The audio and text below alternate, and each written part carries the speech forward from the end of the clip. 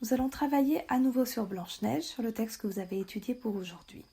On a déjà travaillé sur la compréhension, nous allons maintenant nous intéresser plus à la langue. C'est un texte qui raconte une histoire. Il commence par Once upon a time, que vous connaissez, qui signifie Il était une fois. Nous l'avons déjà vu dans une unité précédente. Prenons par exemple le mot lived, qui est au début du texte. Ce verbe live, c'est un verbe que vous connaissez, to live, qui veut dire vivre ou habiter. Ce verbe to live, qu'est-ce qu'on a fait? On a pris l'infinitif, on a enlevé le to qui est la marque de l'infinitif et on a rajouté deux lettres, les lettres ed. Live plus ed, ça devient lived. Ce verbe est au passé. On a rajouté un sujet, a lovely princess, et un complément, in a castle. A lovely princess lived in a castle est une phrase au passé. Je vais vous demander à présent de reprendre le texte et tranquillement dans ce texte de relever tous les verbes qui sont au passé qui terminent par ed. Ensuite, dans un deuxième temps, je vais vous demander de retrouver leur infinitif en enlevant cette terminaison et en rajoutant to devant. Je vais vous demander pour cela de prendre vos cahiers, d'écrire le titre Snow White Part 2 et de recopier le tableau qui est ici avec les deux parties que je viens de vous mentionner.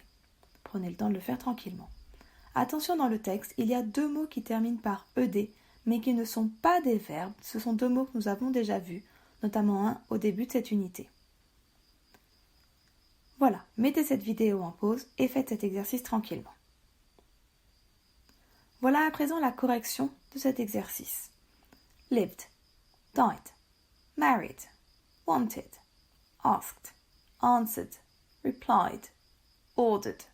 Les deux mots qui étaient avec ed mais qui n'étaient pas des verbes étaient named et wicked. Il suffisait de recopier ces mots que vous avez relevés dans la première colonne du tableau, comme ceci.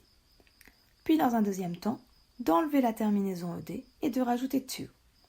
To die, to marry, to want, to ask, to answer, to reply, to order. On aurait pu rajouter un autre verbe dans ce tableau qui est was, qui est le verbe to be que nous avons déjà vu, mais il n'est pas avec ed. À nouveau, mets cette vidéo en pause pour prendre la correction. Maintenant, un petit exercice de prononciation. Listen and repeat. Died. Married. Wanted. Asked. Answered. Replied. Ordered. Et voilà, c'est terminé pour l'instant. That's it for now. See you soon.